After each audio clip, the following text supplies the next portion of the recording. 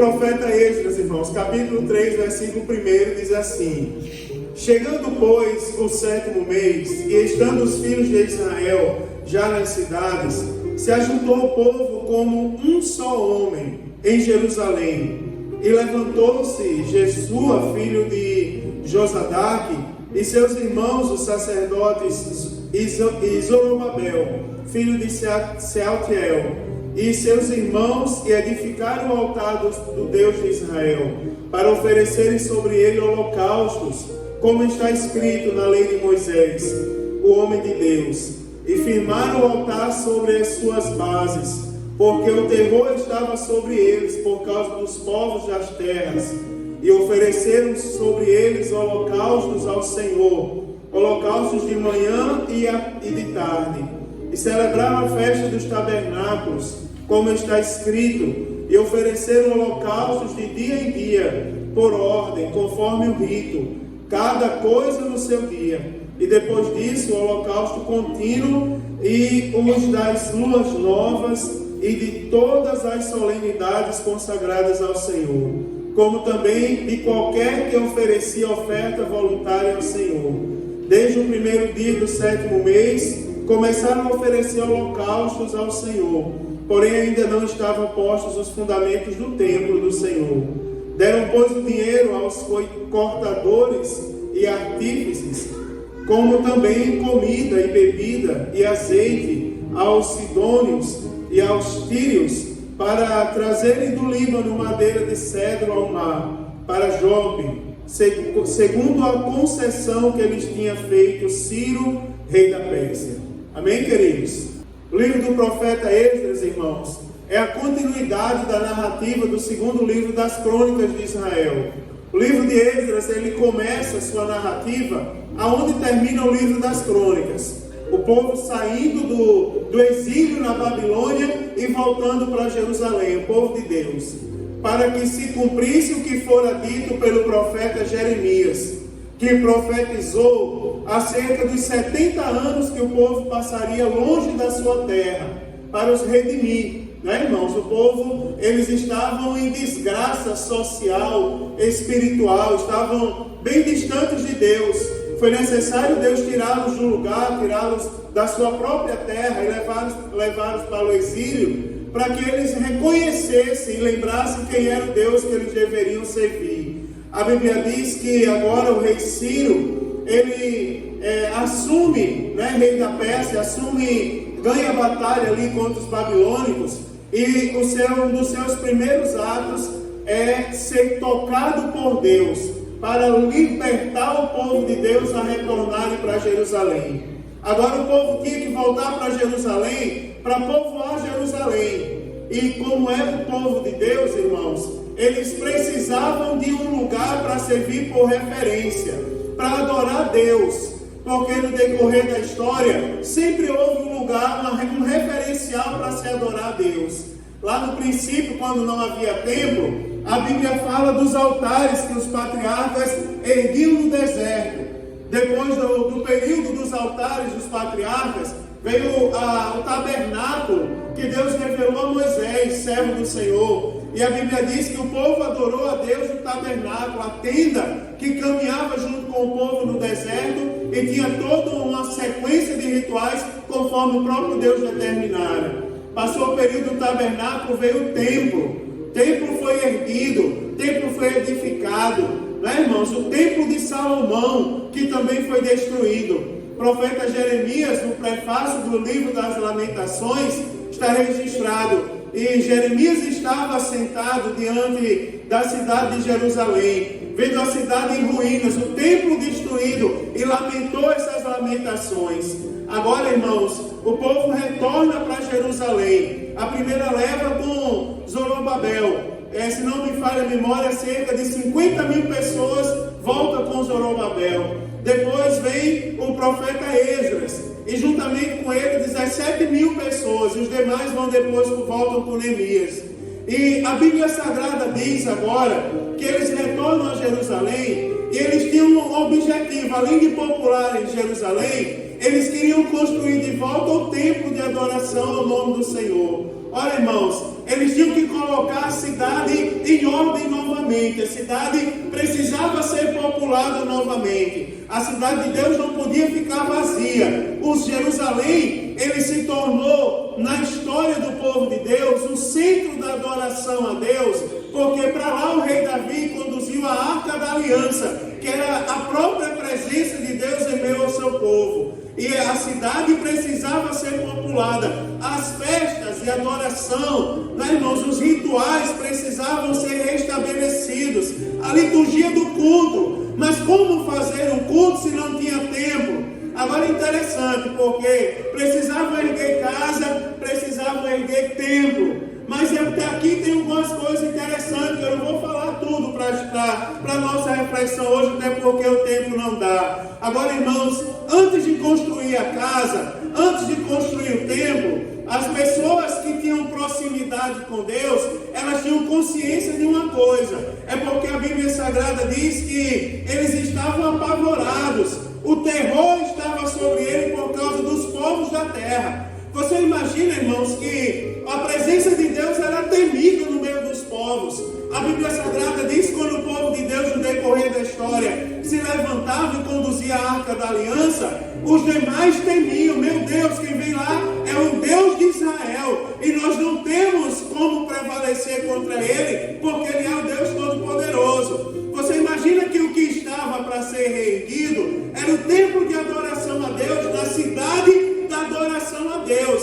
Naturalmente o povo é o que tinha de Satanás ali, eu vou logo dizer, para resumir minhas palavras, já estava incomodado, já queria impedir a construção do templo. E o povo que é espiritual, o povo de Deus, eles reconhecem, irmãos, que não adiantava construir um templo maravilhoso, não adiantava construir casas maravilhosas, se não tivesse no meio deles a presença de Deus, se não tivesse no meio deles a presença do Deus Todo-Poderoso. E é aqui que eu quero começar a pregar uma breve palavra essa noite. Não adianta nós metermos os pés pela mão, construirmos os nossos sonhos, dizer eu vou fazer conforme a minha cabeça, definir os nossos próprios caminhos, eu vou andar para onde eu quero andar. Se não tiver a presença de Deus na nossa vida, se não tiver a presença, a direção do Senhor, ao hino que diz, a presença do Senhor altera as coisas, de alegria faz arder o coração, o que é frio de repente fica quente, e no cenário tudo fica diferente. Aí ele diz, diante dele a esperança faz banquete, e no momento tudo pode acontecer, casa velha vira palacete, e até a tristeza canta e salta de prazer na presença do Senhor. É interessante como na presença de Deus os milagres acontecem. O povo sabia disso. Agora espera aí, não se adora a Deus e não se invoca a presença de Deus em qualquer ambiente, em qualquer local. Não é assim, irmãos. Mas pastor, peraí, o senhor ensinou outro dia e disse para a gente que Deus é o único ser do universo que para falar com ele não precisa pronunciar uma palavra. Mas o local onde nós adoramos a Deus, onde nós invocamos o nome do Senhor, precisa estar em ordem. E eles sabiam daquele momento. No final desse texto eu fiz questão de ler que os fundamentos do templo ainda não tinham sido lançados, mas o altar de adoração a Deus precisava ser edificado primeiro. Irmão, sabe onde começa a construção das coisas que se faz para a glória de Deus? Não começa, irmão, das paredes. Não, os templos mais antigos da nossa igreja, os mais antigos que eu aqui, está lá, presbítero Valdivino, né, e a turma aí da idade do servo do Senhor, presenciou quando iam construir um templo como esse, irmão Samuel. É interessante que lançava-se a pedra fundamental, e hoje em dia não tem mais esse costume, perdeu-se esse costume, mas a pedra fundamental era lançada no lugar onde ia ser construído o púlpito da igreja, onde ia ser construído o altar, onde ia ser posicionado o púlpito. Se você for um templo mais antigo, você vai ver uma caixinha lá feita, né, de madeira ou de concreto, e lá dentro era colocada uma Bíblia, e em cima da Bíblia uma pedra, como sinal que aquele lugar era edificado na presença do Senhor. Primeiro que tudo tinha que demarcar o altar. Primeiro que tudo tinha que colocar em ordem o local aonde se ia oferecer sacrifícios a Deus. É interessante, irmãos, porque nós temos planos. Agora eu vou dizer uma coisa para vocês, bem rápido, que eu estou sendo bem objetivo.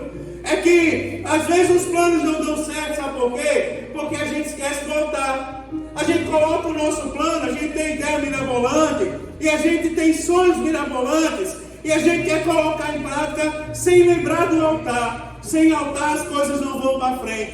Sem um lugar adequado para o nome do Senhor ser glorificado, as coisas não vão para frente. Eu vou dizer uma coisa para vocês, que abrir um comércio, antes do comércio pense no altar.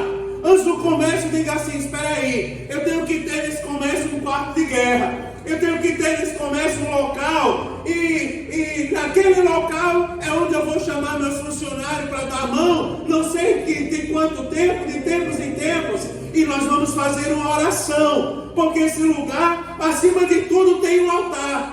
É interessante porque pessoas querem ser pessoas de sucesso, mas elas não querem ser altar para o nome de Deus ser glorificado através da vida delas. Sabe, irmãos, eu aprendi isso apanhando, eu aprendi isso sofrendo, eu lembro, já contei para os jovens dessa igreja como foi difícil terminar uma faculdade na minha vida. Sem dinheiro, sem condições, sem um monte de coisa arada, mas eu não era chorão não, sabe por quê, irmão? Às vezes que eu tentei ser chorão, eu fui repreendido pelos homens de Deus ou pelas mulheres de Deus. Eu lembro um dia que eu fui expulso da sala de aula. Fui expulso é porque eu fazia baderna. É porque eu cheguei lá e tentei construir um altar. Escrevi João 13,16 no quadro, irmã Maria. Aí quando o professor entrou na sala, disse, quem escreveu isso aí? Aí disseram, foi o pastor. Eu não era pastor ainda, era bem jovem. Mas como era o único crente da turma, já tinha me batizado, não é? Já profetizavam sobre a minha vida. Foi um pastor. Aí ele disse, pois saia daqui. Se o seu Deus é vivo verdadeiramente, Ele vai lhe abençoar fora dessa sala agora. Eu não quero mais você aqui. Quer assistir aula? Vai assistir do lado de fora como um cachorro. Foi essa a expressão que ele usou. Você agora vai ser um cachorro, lá do lado de fora. Eu saí todo empinado. Tudo bem, eu vou sair. Na universidade a gente pode trancar uma disciplina, né? Os universitários sabem, e fazer depois. Eu faço depois em outro lugar. Fui ao templo central, no círculo de oração. Quando eu vou entrando no templo central da minha igreja, lá vem a irmã de oração saindo do círculo de oração. Ela olhou para mim e disse, Pai do Senhor, irmã Ruth, ela com aquela autoridade de Deus, Pai do Senhor, nada. Eu disse, vixe, misericórdia. Aí ela olhou para mim, Pai do Senhor, nada. Como prova que eu sou Deus da tua vida. Tu saiu agora daquele lugar humilhado, todo empinado, dizendo que não ia mais voltar para lá. Disseram que tu tinha que ser como um cachorro. Pois eu, Deus, estou dizendo para você, volta para lá. E fica lá, porque tu não entende hoje o que eu estou fazendo, mas tu vai entender amanhã. Isso é interessante, sabe por quê, irmão? Porque se a gente não fizer um altar, a gente não suporta. Se não tiver um altar para oferecer sacrifício, o sofrimento vai ficar no sofrimento. Nunca vai ter vitória. Voltei para lá, fui humilhado, fui chamado de cachorro. Quantas vezes não deram vaia para mim? Tá lá. Mas sem dinheiro para comprar livro, sem dinheiro para pagar o passe para ir para a universidade, sem dinheiro para comer muitas vezes. Mas irmãos, dessa maneira, dessa forma, eu lembro que o Senhor me deu vitória de uma maneira que as melhores notas daquela disciplina, adivinha de quem era? Eu não vou dizer que era do cachorro, porque eu não sou cachorro. Eles me chamavam assim, mas tinha altar, meu irmão. Era crente, estava no círculo de oração. As melhores notas, bateu no peito e disse, no dia que um aluno meu tirar a nota máxima na prova, eu rasgo o meu diploma. Adivinha quem tirou a nota máxima? Eu lá fora fazendo a prova e chorando, dizendo, Senhor, eu estou tão humilhado aqui fora fazendo essa prova. Mas Deus usava os vasos e dizia, não destrua o altar de Deus, porque você vai entender o que eu estou fazendo na sua vida. Eu quero falar para você, eu quero lançar essa palavra sobre a sua vida. Você não sabe o trabalhar de Deus sobre a sua vida. Você pergunta por quê muitas vezes. Eu venho esta noite com a mensagem da parte de Deus para dizer, construa o altar, edifica o altar, coloca em ordem as bases do altar, começa a oferecer sacrifício sacrifício a Deus novamente, exatamente no lugar onde você parou de oferecer sacrifício a Deus. Porque eu vou profetizar e vou dizer a verdade. Tem vitória de Deus chegando sobre a tua vida. Tem vitória de Deus. Agora o altar precisa estar edificado. Eu passei aquilo ali tudo. A formatura foi uma tribulação, mas Deus deu vitória.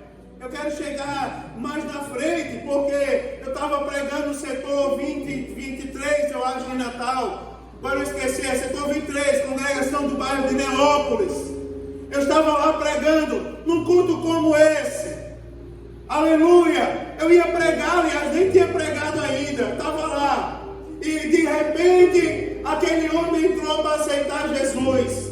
Aleluia! Louvado seja o nome do Senhor. Aliás, não entrou no dia que eu estava lá, me perdoe. Eu estava lá e naquele lugar teve uma profecia. Aquele que te humilhou, eu não esqueci o altar que você construiu. Eu vou te dar vitória. Eu fui dar aula na universidade, passou-se os anos, eu fui lá agora como professor. É que eu estou querendo ser rápido com os irmãos. Mas eu entrei lá com a ruma de livro na mão. Quem é professor aqui, já deu aula alguma vez na vida, sabe que no nosso primeiro dia de aula parece que a gente vai ler aquela ruma de livro. A gente leva um monte de livro sem precisão, não é? Aí eu entrei na aula com aquela ruma de livro, nervoso, Eduardo. Quando eu olhei para a turma assim, sabe, bem novinho, algumas pessoas até desacreditavam que eu era o professor aquela tarde. Eu lembro que no lugar de eu dar boa tarde, eu disse: saúdo a todos com a paz do Senhor. Aí eu lembro que naquela turma, a maioria riu, mas teve uma pessoa que se levantou e deu a paz do Senhor, a paz do Senhor.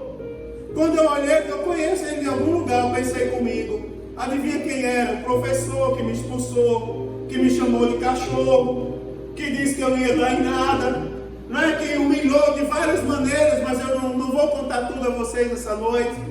Ele estava lá, deu a paz do Senhor. Aí eu, como crente bem assembleano, arretado todo, eu olhei para ele e disse assim: rapaz, não brinque com as coisas de Deus. Não brinque com as coisas de Deus. Você brinca com as coisas lá, sei lá de onde você veio, mas as coisas do meu Deus não se pode brincar. Ele veio chorando, isso é uma aula, para começar uma aula sobre rede de computadores, né? Começou assim, transformou no culto, porque ele veio de lá chorando. Aí ele pegou e disse assim: meu irmão Mário Sérgio, eu quero lhe contar uma coisa. É que eu fui expulso de casa, meus filhos me botaram para fora, minha mulher não me queria mais, e eu passei de frente à congregação lá de Neópolis.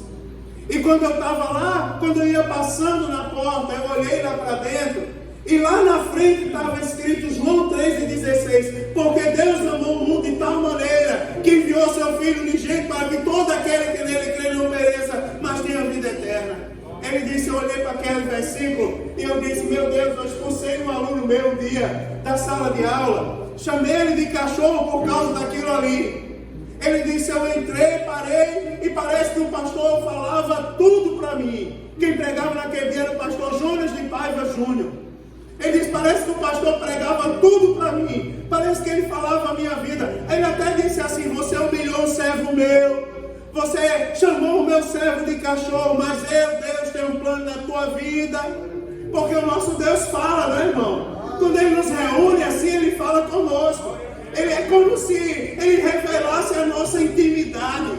Ele disse: eu entrei lá naquele dia, eu aceitei Jesus como Senhor e Salvador da minha vida, como prova que Deus é Deus e é misericordioso. Naquele dia eu fui batizado no Espírito Santo. E hoje eu estou aqui para dizer: me perdoe, servo de Deus, porque vale a pena sofrer por amor a Deus, vale a pena passar aflição, mas com o altar construído. Deus está falando com pessoas aqui esta noite. Chegaram pessoas aqui para cultuar Deus e serão abençoados essa noite neste lugar. Agora Deus está dizendo: o altar precisa ser reparado antes das bases ser lançadas. Sabe por que não está dando certo até hoje? Eu vou lhe dizer. É porque parou.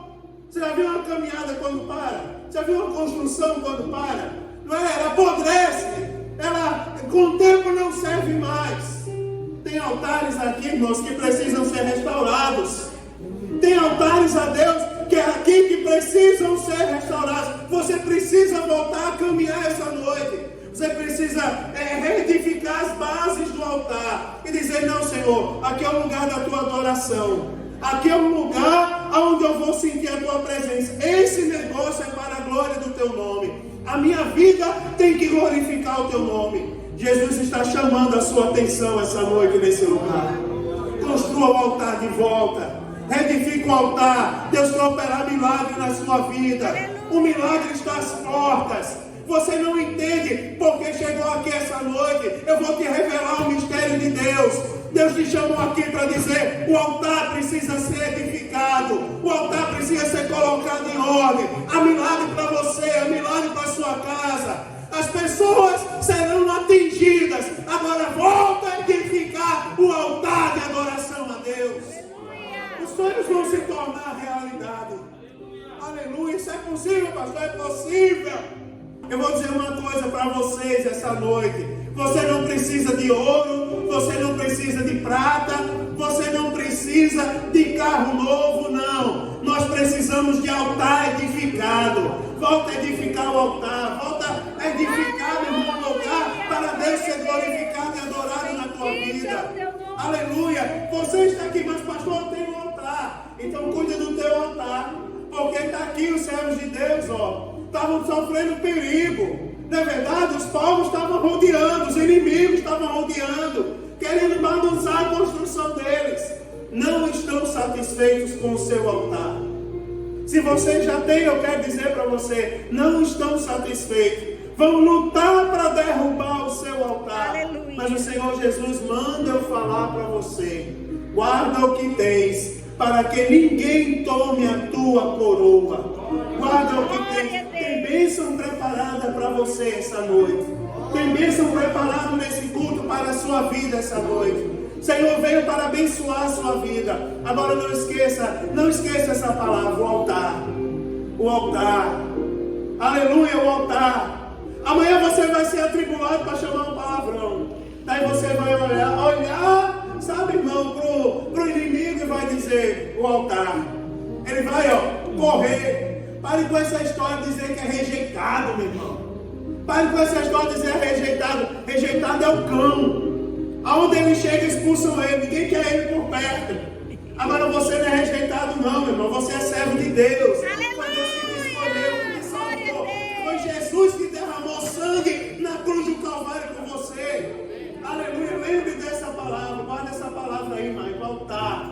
Guarda essa palavra aí. Não merece altar. Guarda essa palavra aí, mano, aí, altar. Guarda essa palavra, todos vocês aí, altar, altar. Mas você foi para a igreja hoje, o que você aprendeu? O que foi a pregação? Altar diante de Deus, altar. Irmão, com altar vai sair toda mazela, todo mal vai bater em retirada.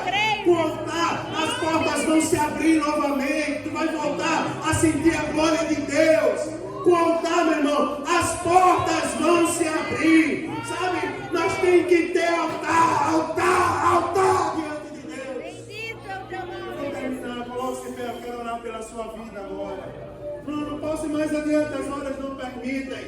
As horas não permitem, mas pastor, porque tu não conhece minha situação. Não conhece minha mulher, nem eu quero conhecer, com todo respeito. Eu quero dizer para você: altar. É porque tu não conhece meu marido, nem quero conhecer. Altar. Altar nele. Não é verdade? É verdade, irmão. Altar na tua vida, é o que tu está precisando. Fecha teus olhos, fecha teus olhos.